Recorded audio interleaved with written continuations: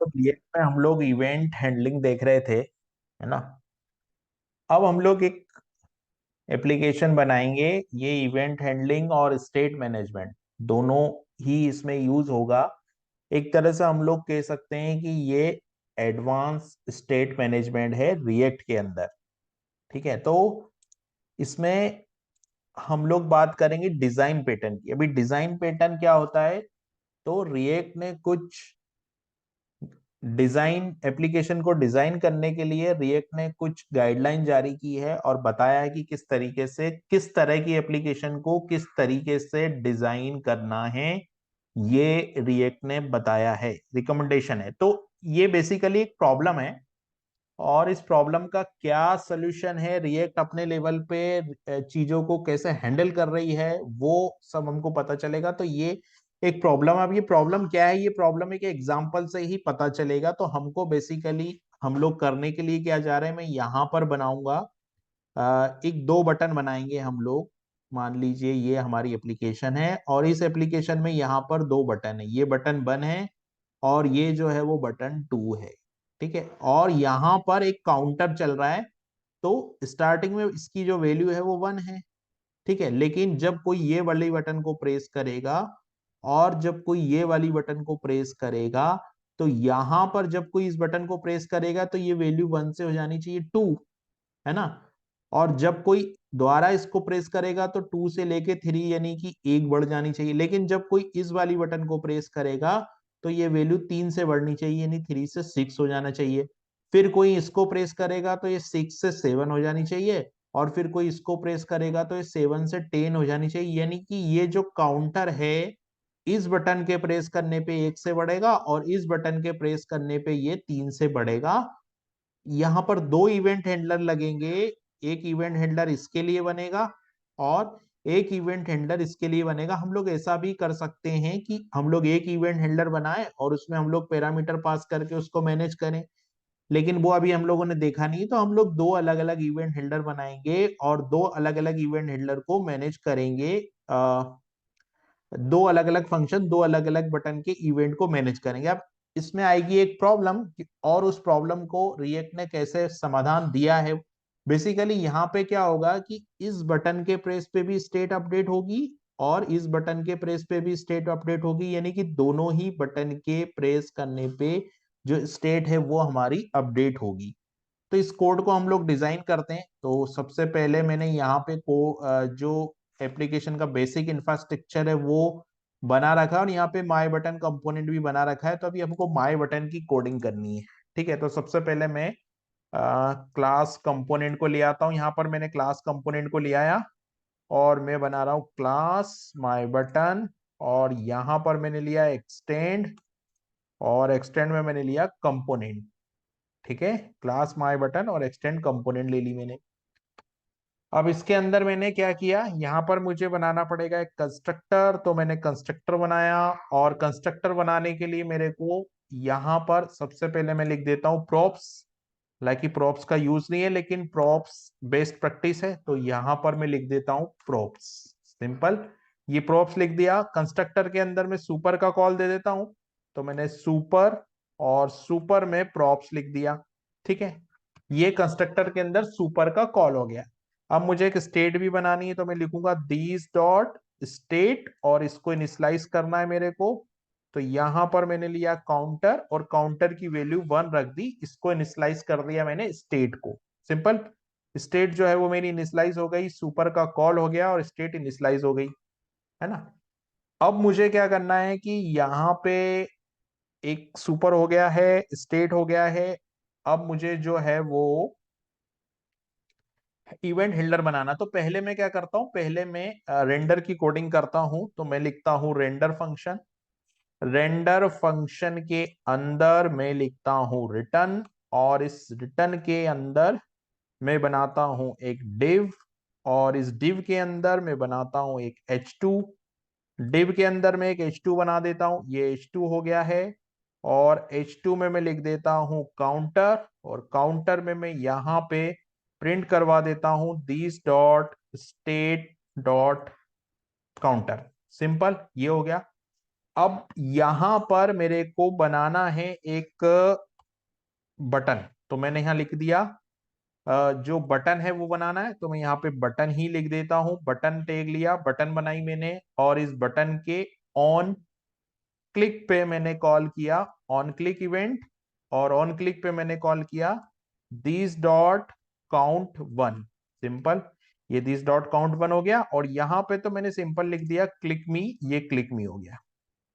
अब इसी की तरह मैंने दूसरा बटन बनाया, ये दूसरा बटन को कॉपी किया, यहाँ पेस्ट किया, और यहां पर मैंने लिख दिया काउंट थ्री, मतलब दूसरी बटन के क्लिक होने पे ये जो वैल्यू है वो थ्री से बढ़ेगी। तो ये मेरा बटन कंपोनेंट बन गया, यहाँ पर स्टेट की वैल्यू हो गई, और ये रेंडर फंक्शन हो गया। अब मुझे इसको वाइंड करना है, तो इसको वाइंड कर देता हूं मैं। तो मैं लिख देता हूं डॉट दिस डॉट, और यहां पर जो है वो count one, this dot count one is equal to this dot count one dot bind, this dot count one dot bind, और वाइंड फंक्शन के अंदर पास कर देता हूं दिस। सिंपल, ये हो गया मेरा दिस डॉट काउंट वन, ये बाइंडिंग हो गई काउंट की। फिर मैं दूसरी तरीके से काउंट थ्री की बाउंड कर देता हूं, तो मैं यहां लिख देता हूं काउंट और काउंट थ्री, और ये काउंट थ्री जो है वो काउंट थ्री, यहां पर काउंट वन हो गया और काउंट थ्री हो गया। अब इसकी डेफिनेशन लिखनी है, तो मैं लिखता हूं काउंट वन, तो मैंने यहाँ पे काउंट वन लिखा, और काउंट वन लिख के यहाँ काउंट वन में गया, और यहाँ काउंट थ्री, तो काउंट थ्री लिखना है, तो ये काउंट थ्री में गया, और ये काउंट थ्री, और ये काउंट थ्री। ठीक है, अब यहां पे तो सिंपल है कोडिंग। सिंपल कैसी है कोडिंग, कि यहां पे मुझे लिखना है these dot state dot these dot state, और these dot state dot counter is equal to, यहां पे मुझे काउंटर की वैल्यू को वन करवाना है। तो ये तरीका लिखने का सही है क्या? ये तरीका सही नहीं है, हमको these dot set state call करना है। तो these dot set state call किया, दिस डॉट सेट स्टेट के अंदर मैंने लिखा, क्या लिखा इसके अंदर, दिस डॉट सेट स्टेट, और यहां पर मैंने लिखा कि जो काउंटर है ना, काउंटर, ये हो गया काउंटर, और काउंटर की जो वैल्यू हो जाएगी वो हो जाएगी काउंटर दिस डॉट, ये हो जाएगा this dot state dot counter plus one. Simple, ये हो गई ये स्टेट। अब ये सेम कोड में यहाँ पे हम लोग प्लस से भी थ्री कर सकते थे, बट जो प्रॉब्लम यहाँ है वो उसके लिए मैं तीन बार इसको कॉल दे रहा हूं, तीन बार इसको कॉल दे रहा हूं। यहाँ पर मैं प्लस थ्री भी कर सकता था, बट तीन बार इसको मैं कॉल दे रहा हूं। ये बन गया मेरा एग्जाम्पल कंप्लीट। अब इस कोड को मुझे करना है रन। तो यहां पर आइए, एरर, माय बटन को हम लोगों ने इंपोर्ट एक्सपोर्ट नहीं किया है, तो मुझे यहां पर लिख देना होगा export default my button. Simple, ये मैंने लिख दिया। अब ये कोड चल जाना चाहिए, तो ये कोड चल गया, लेकिन माय बटन जो है वो कंपोनेंट हम लोगों को माय बटन, ये माय बटन है, और ये एपीपी है, एपीपी में ये वहां पर माय बटन है। तो यहाँ पर आ रही है कुछ एरर, हम लोग देख लेते क्या एरर है यहाँ पर। यहाँ पर एरर है wind can not read property of undefined reading bind. Okay, ठीक है, देखते हैं बाइंड में क्या प्रॉब्लम है। These dot count one, these dot count one, okay, count one हम लोगों को यहाँ पे काउंट वन कर देना है। ठीक है, सॉरी, यहाँ पे काउंट वन करना है, ये काउंट वन हमने डिफाइन नहीं किया था, इसलिए एरर थी। तो अभी ये कोड चल जाना चाहिए, कोड अभी चल गया। मैं एक बार रिफ्रेश कर देता हूँ इस कोड को। अभी मैंने किया तो काउंट की वैल्यू टू हो गई, इसको मैंने किया तो थ्री हो गई। ठीक है, अब प्रॉब्लम ये है कि यहाँ पे जब मैं ये वाली बटन को कॉल करूंगा, काउंट थ्री को कॉल करूंगा, तो काउंट थ्री को कॉल करूंगा तो तीन से बढ़ना चाहिए ना, यहाँ पर ये तीन है, तो ये वैल्यू तीन से बढ़नी चाहिए। अगर मान लो मैं यहाँ पे करता हूं तो एक से चार होना चाहिए, लेकिन दो ही हुआ। यहाँ पर तीन हो गया तो यहाँ पर छह होना चाहिए, लेकिन चार ही हुआ। ये क्या हो रहा है? तो यहाँ पर रिएक्ट क्या कर रही है कि ये वाले कॉल को रिएक्ट तुरंत कॉल नहीं कर रही है, मतलब स्टेट को होल्ड कर रही है और लास्ट में इसको कॉल कर रही है, और इन तीन कॉल को रिएक्ट एक ही कॉल में बना के कर रही है। यानी कि लास्ट वाली वैल्यू को इन तीन एक जैसे कॉल है, तीन एक जैसे कॉल है, उसमें रिएक्ट जो है वो ये वाले कॉल को ही रन कर रही है। अगर मैं यहाँ 5 लिख दूंगा ना तो देखना 5 से बढ़ना स्टार्ट हो जाएगा, तो 5 और 2 7 होना चाहिए, लेकिन 5 ही बढ़ेगी वैल्यू। देखो ये 5 ही वैल्यू बढ़ी। तो रिएक्ट क्या करती है कि अपने हिसाब से इसको मैनेज कर रही है, और रिएक्ट बोल रही है कि अगर आप एक जैसे स्टेटमेंट यहाँ पे दे रहे हो, एक जैसे स्टेटमेंट आप यहाँ पर दे रहे हो, तो रिएक्ट का जो कॉल है वो लास्ट वाले कॉल को ही वो रन करेगी। मतलब रिएक्ट का कहना ये है कि एक जैसे कॉल है तो बार बार कॉल क्यों करना, लास्ट में ही इसको हम लोग रन करेंगे। हालांकि ये गलत है, ऐसा होना नहीं चाहिए। तो रिएक्ट का कहना यह है कि जब ये प्रॉब्लम है तो इसका सॉल्यूशन ये दिया है, रिएक्ट ने सॉल्यूशन ये दिया है। रिएक्ट का कहना यह है कि जब भी आप ऐसी सिचुएशन हो कि आपके पास कोई स्टेट है, मान लो काउंटर हमारे पास एक स्टेट है और पुरानी वैल्यू के करस्पॉन्डिंग न्यू वैल्यू में करेक्शन हो रहा है ना, मतलब काउंटर की पहली वैल्यू 1 थी, एक बटन की दूसरे कंपोनेंट की वैल्यू जो थी उसमें +3 कर रहे हैं, तो हम लोग प्रीवियस वैल्यू के अकॉर्डिंग इस पे कोई करेक्शन कर रहे हैं। तो रिएक्ट कहती है कि जब भी आपको ऐसे करना हो, तो ये जो सेट स्टेट में मैंने यहाँ पर ये जो ऑब्जेक्ट पास किया है, तो इसको ऑब्जेक्ट पास नहीं करते हुए मैं क्या कर सकता हूँ, कॉलबैक भी पास कर सकता हूँ। तो रिएक्ट बोलती है कि जब भी आपको ऐसे करना हो कि आपको प्रीवियस वैल्यू पे, स्टेट की प्रीवियस वैल्यू पे जब भी आपको कोई करेक्शन करना हो, तो आप ऐसे नहीं करते हुए यहां पर आप एक कॉलबैक फंक्शन पास करो, या एरो फंक्शन बना दो या कॉलबैक बना दो, लेकिन इस तरीके से ऑब्जेक्ट पास मत करो। तो जब हम ऑब्जेक्ट पास कब करेंगे, जब हमको ऑब्जेक्ट पास तब करना होगा जब हम लोग पुरानी वैल्यू पे कोई करस्पॉन्डिंग ऑपरेशन नहीं कर रहे हैं, मतलब पुरानी वैल्यू पे हम लोग कोई नई वैल्यू के ऑपरेशन नहीं कर रहे, तो हम लोगों को ऑब्जेक्ट पास करना चाहिए। और जब पुरानी वैल्यू के ऊपर हम लोग कोई ऑपरेशन कर रहे हैं तो हमको न्यू वैल्यू पास करना चाहिए।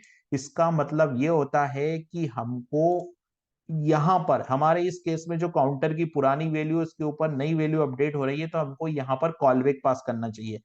तो हम लोगों को कॉलबैक, तो मतलब इस काम को ऐसे नहीं करते हुए हमको कॉलबैक से करना होगा, तो मैं कॉलबैक बना लेता हूं यहाँ पर। तो मैं एक फंक्शन बनाता हूं यहाँ पर, मेथड बनाता हूं अपडेट काउंटर। और अपडेट काउंटर रिएक्ट कहती है कि ये जो कॉलबैक होगा ना उसको एक पैरामीटर देंगे हम लोग, और वो जो पैरामीटर है वो रिएक्ट अपनी अपनी तरफ से पास करेगी। और ये पैरामीटर जो है वो रेफरेंस होगा करंट स्टेट का। ठीक है, ये रेफरेंस होगा करंट स्टेट का। अब पहले इसकी कोडिंग कर लेते हैं। तो इसमें से मैं रिटर्न करा दूंगा एक ऑब्जेक्ट। ठीक है, और उस ऑब्जेक्ट में मैं लिखूंगा काउंटर, और काउंटर में मैं चूंकि रेफरेंस करंट स्टेट का है तो करंट स्टेट +1। ठीक है, current state dot counter, current state dot counter +1। Counter के अंदर ये करंट स्टेट की जो काउंटर वैल्यू उससे +1 हो जाएगा। और फिर मुझे क्या करना पड़ेगा, अब इसको कॉल देना है। तब इसको कॉल देना है तो कॉल कैसा देना पड़ेगा, मेरे को देना पड़ेगा दिस डॉट सेट स्टेट, और दिस डॉट सेट स्टेट के अंदर मैं यहाँ अपडेट काउंटर को कर लूंगा कॉल, सिंपल। लेकिन ये कॉल 3 बार देना पड़ेगा मेरे को। और यहां पर हम लोग ई ले लेते हैं, हालांकि इसकी जरूरत नहीं, लेकिन बेस्ट प्रैक्टिस है कि अगर कोई इवेंट है तो हमको ई लेना चाहिए, तो मैं दोनों जगह ई कर देता हूँ, हालांकि इससे कोई फर्क नहीं पड़ेगा। अब मेरे को ये कॉल 3 बार देना है ना, तो 3 बार यहाँ कॉल कर लेता हूँ। अब देखिए ये कोड जो है वो सही से बिहेव करेगा। अब ये 1 है, 1 के बाद 2, और 2 के बाद 5, 5 के बाद 8, 8 के बाद 9। मतलब अगर बटन 1 इधर वाले प्रेस करूंगा तो वैल्यू 1 से बढ़ेगी, और इधर प्रेस करूंगा तो वैल्यू जो है वो 2 से बढ़ेगी। कहने का मतलब ये है कि अगर आपको कोई पुरानी वैल्यू पे ऑपरेशन करना है तो आपको यहाँ कॉलबैक पास करना चाहिए, जिस तरीके से हमने कॉलबैक। यहाँ हम लोग एरो फंक्शन भी पास कर सकते थे, अगर हमको कॉलबैक नहीं पास करना तो हम लोग एरो फंक्शन से भी एक बार देख लेते। तो इस कोड को मैं ऐसे कर देता हूँ, और यहाँ पे हम लोग एरो फंक्शन पास कर देते हैं।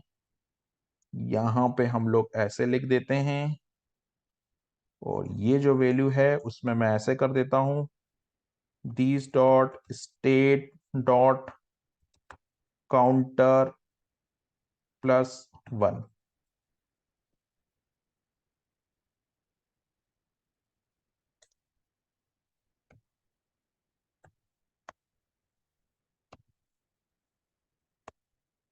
दिस डॉट स्टेट डॉट, या हम लोग करेंट स्टेट को यहाँ पर एज ए वेरिएबल ले लेते हैं, करेंट स्टेट और करेंट स्टेट को मैं यहाँ हटा देते हैं, ठीक है।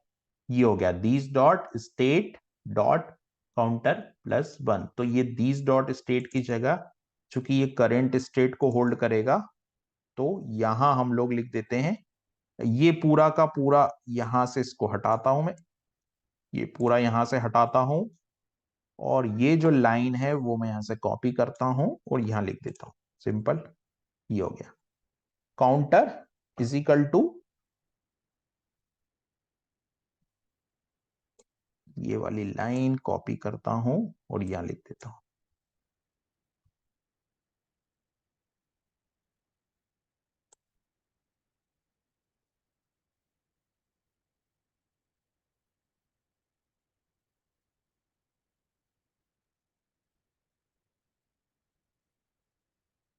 ठीक है, यहां पर आ गई है एरर। इस एरर को रिजॉल्व करने के लिए हम लोगों को यहां से चलते हैं हम लोग, अभी भी यहां पर एरर ही है। यहां पे हम लोगों ने पास किया एरो फंक्शन, और एरो फंक्शन जो है,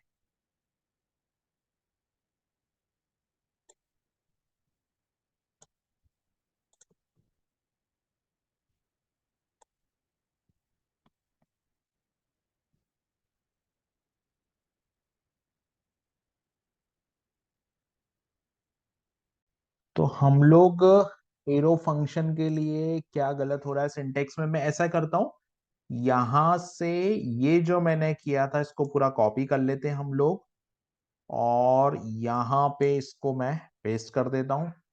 तो यहां पर ये बन गया एरो फंक्शन, और अभी एप्लीकेशन मेरी सही हो गई। तो अभी दूसरे फंक्शन को भी, तो ये जो सेम सिंटेक्स है, अब इस सबको हटा देता हूं मैं, इसको मैंने हटाया लेकिन इसको मेरे को 3 बार कॉल करना होगा, तो मैं सेम कॉल जो है वो 1 बार, 2 बार और 3 बार दे देता हूं, और यहां से ये अपडेट काउंट को हटा देता हूं, तो मैंने इसको एरो फंक्शन में कन्वर्ट कर दिया। ठीक है, अब आप देखोगे तो ये 1 है, 2, 3, 3 6, 9 10, 3 13, और ये जो है वो वैल्यू 3 से इंक्रीमेंट हो रही है। तो ये हो गया। तो इस तरीके से जब भी हमको, या तो हम एरो फंक्शन पास करें या हम लोग कॉलबैक फंक्शन पास करें, अगर हमको प्रीवियस स्टेट की वैल्यू को अपडेट करना है और कोई ऑपरेशन लगाना है, और अगर हमको इस प्रीवियस वैल्यू पे हमारा कोड डिपेंड नहीं, यहाँ पर देखिए 3 कॉल हुए हैं स्टेट के, ठीक है, लेकिन तीनों कॉल जो है वो प्रीवियस वैल्यू पे डिपेंडेंट थे, तो इसलिए हम लोगों को यहाँ पर कॉलबैक पास करना पड़ा या एरो फंक्शन पास करना पड़ा। अगर ऐसा नहीं होता तो ये डायरेक्ट ही रन हो जाता यहाँ पर 3 3 के वैल्यू के उसमें। तो इस तरीके से ये स्टेट का कॉल है, कि अगर हमको, ये रिएक्ट की गाइडलाइन है, अगर मान लो मैं इसको इस तरीके से नहीं बनाता तो ये हमारा आउटपुट इम्पेक्ट हो जाता और कोई एरर भी नहीं आती और कुछ पता भी नहीं चलता। तो ये एक प्रॉब्लम थी, और इसका जो सोल्यूशन है वो भी हमको रिएक्ट ने दिया है।